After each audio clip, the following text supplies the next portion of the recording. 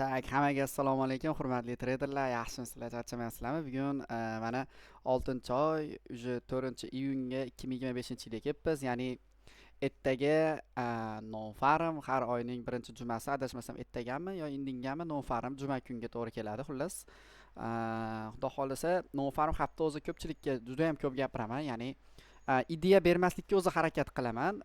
Baribir biz o'zbekmiz, baribir naqd turishimiz kerak, ko'la-ko'la qilib turishimiz kerak, ozgina bo'lsa ham bozorda. Yo bitta chiroyli stop olib turishimiz kerak, bo'lmasa maza qilmaymiz-ku. O'shanga bitta kundalik tahlil yozyapman. Bu Signal kanal, Signal kanal emas, o'zi Picasso kanali deyiladi, ham yaxshi bilasizlar. YouTube, Telegram, Instagramda bor obunachilar hamma yaxshi biladi. Ya'ni ideya berish bilan Xudoga shukr ko'pchilikni yuragidan hurmatiga sazovor bo'lganmiz desa ham bo'laveradi. Maksimal darajada ya'ni yo'nalish berishga harakat qilaman. Lekin signal emas, maksimal darajada yo'nalish, qatga nima ketyapti, shuni berishga harakat qilaman va qisqa 10 minut ichida zo'r qilib tushuntirib o'tkazishga harakat qilaman. Unda boshladik bo'lmasam, Picasso YouTube kanaliga xush kelibsizlar. Va bu esimdan chiqib qolibdi. Picasso YouTube kanalidan hech qachon uzoqlashmanglar. Xudo xolasa kundalik tahlil, weekly outlook, darslar chiqishdan to'xtamaydi, rekaplar va bilimiz oshirishimizdan oshirishamiz demoqchi edim. Birgalashib. Anchadan beri kundalik tahlil yozmaganimizga gaplarimiz ham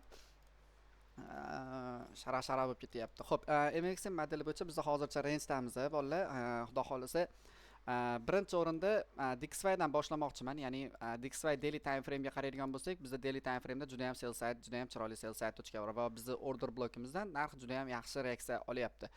Va undan tashqari bizda PDXlarda SMT bor. Bu SMT kim qaysi naqalar bilan parallellar bilan men ko'rsatib beraman sizlarga, qaysi para bilan SMT bo'lganini ham.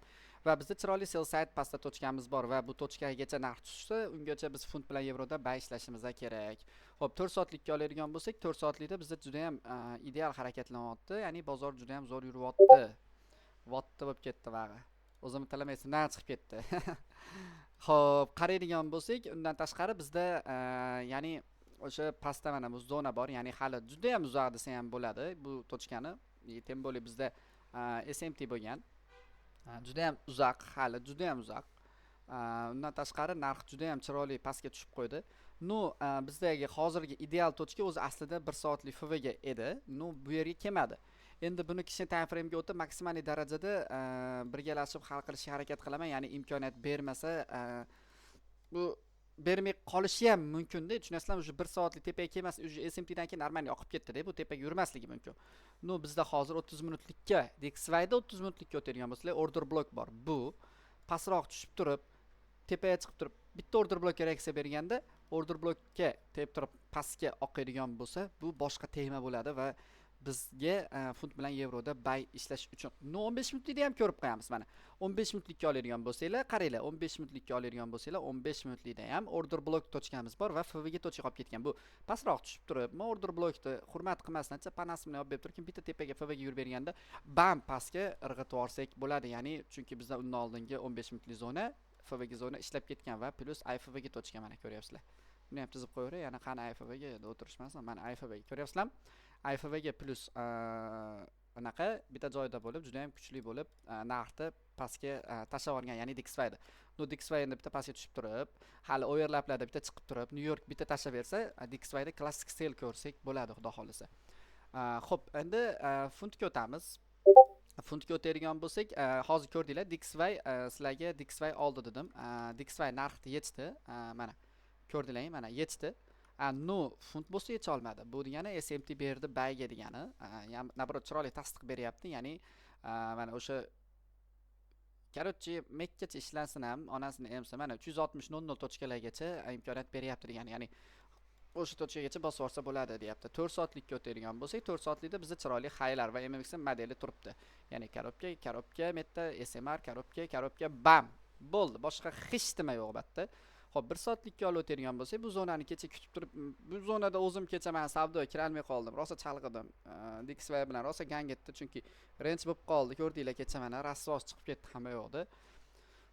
Undan tashqari adashmasam keyingi reaksiya olgan tochkamiz OT tochka bo'ldi. Ya'ni lowdan oxirgi tushuvchi hayga olinadi. OT ham OT dasini xudo xolisa oz qoldi, chiqarib beraman.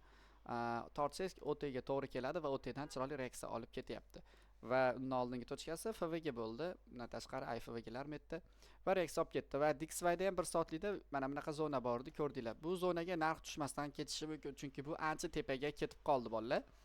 Shuning uchun yana men sizlarga 30 minutlikka o'tib beraman.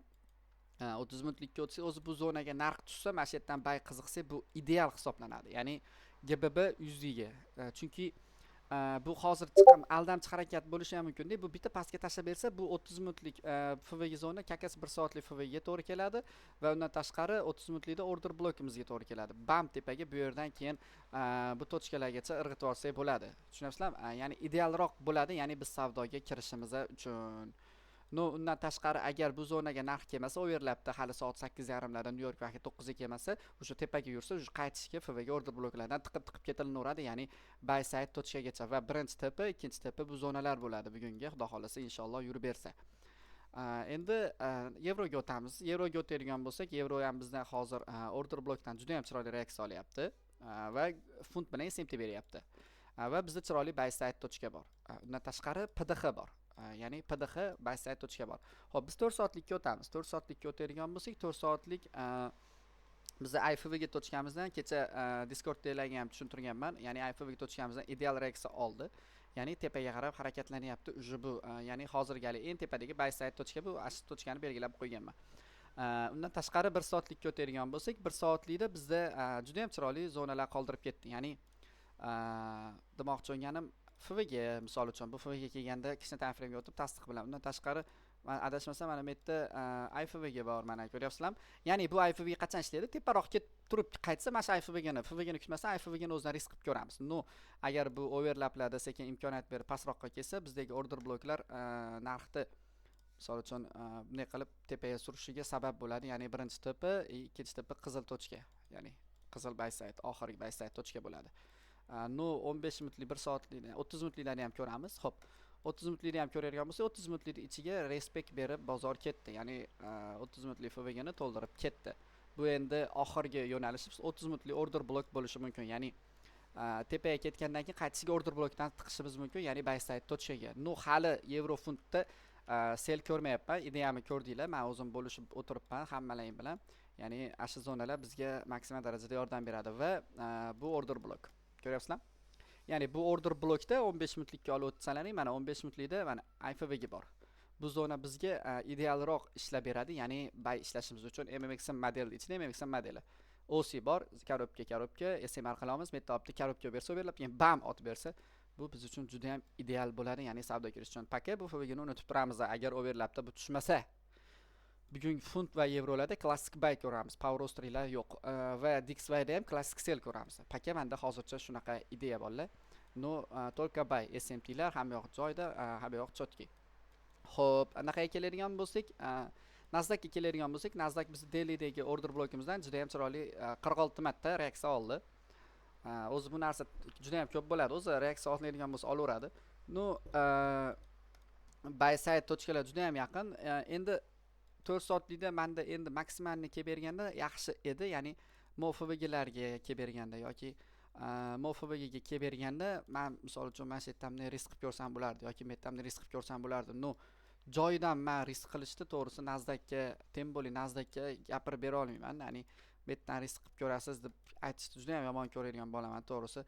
Bu hozir korobka qildi, hozir ochilishiga bam tepaga otib bo'ldi. Buy side'lar yechib endi monga kuch yetmasa kerak, moni yechib qo'ysa kerak. Chunki buni non farmga olib qo'yaptimi bilmadim.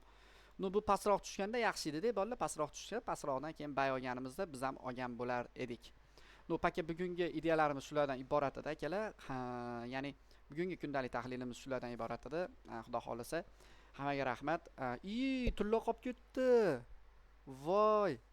Tilloda hozir dod devorasizlar. Tilloda gapirmasam. Tilloga ikki tomonga ideya bor edi. Mana, qaranglar, bugun kanalga bu ideyani bergandim. Xo'p, MOFVG ushab qolsa, pastga tushsa, MOFVGdan pastga PDL qiziqroq edi. Nimani hisobiga? Chunki daily time frame ga olib o'tadigan bo'lsak, daily time frame da bizda FVG bor-da. Bu FVG ni respectga baribir tushib qo'yadi-da bu tepaga ketsa. O'shuning uchun pastga tushgani yaxshi edi. No, agar tushmasa ham ideya bor. Qaranglar. No, hozir bu FVG dan reaksiya oldi. Endi sekin tepaga qarab harakatlanyapti. Endi bay ideya qilib yubormayman-u, no bay ideyani ham, sel ideyani ham men sizlarga tushuntirib o'tib ketib beraman, xudo xohlasa. Xo'p, qaranglar, 30 minutlikka olib o'tadigan bo'lsak, qaranglar, shoshmanglar hech qachon. 30 minutlikda bizda IFVga zona bor. Ko'ryapsizmi? U zonada order block bor. Mana. Order block bor. Undan tashqari bu hozir bizni lowdan highga o'tayotsak, o'tayimizdan reaksiya olyapti. Tushunyapsizmi? Bu hozir tepaga ketaversin, siz hech qachon shoshmang. Ya'ni tepaga ketaversin va hayda tanasi bilan yopib kelsin. Va bitta tushganda keyin bay ishlaymiz. Tushunyapsizlarmi? Mana 30 minutlikda xuddi shunaqa ssenariy bo'ladi. Ya'ni o'sha 3,5 ming zonagacha, mana qora zonagacha ishlaysiz. Bu bitta bekgacha emas, o'sha metdan ushlasiz tepagacha bosib yuborasiz. No, lekin men jicha pastroq tushishini kutgandim. Ya'ni 15 minutlikda kanalda ham o ideyani bergandim. Ya'ni PDLni yetsin, buni yetsa bu daily FVga to'g'ri keladi va yetgandan keyin o'sha zonadan qiziqsak bo'ladi. No, hozir agar bu teparoqqa ketsa, mana bizga BPR bo'lib qoldi. Ya'ni FVga zona BPR bo'lib qoldi. Ya'ni endi bayga misol uchun ishlab yorsa bo'ladi. Ya'ni ne bo'lsa, ne qilib yorsa bo'ladi demoqchiman. Tushunyapsizmi? No, xudo xolasa ideya bo'lib qolsa, nimadir o'zgarish kiritib qolinsa, ya'ni bozorga qarashim o'zgarib qolsa, New York mahali yoki entry mahali o'zgarib qolsa, bolalar bayga shoshmang yoki selga shoshmang deb aytib qo'yaman, xudo xolasa. Tak что menda hozircha shunaqa ssenariy endi. Endi 15 minutlik men paka pastga sellarni kutdim. No, unaqa narsa bo'lmadi. Paka bu turib turadi menda, kerakli.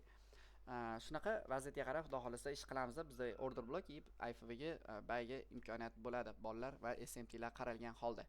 Hammaga rahmat. Sog' bo'lasizlar, aktiv bo'lasizlar degan umiddaman. Kommentariyalarda xudo xolasa biz ham qo'limizdan kelgancha aktiv bo'lishga harakat qilamiz. Hammaga rahmat.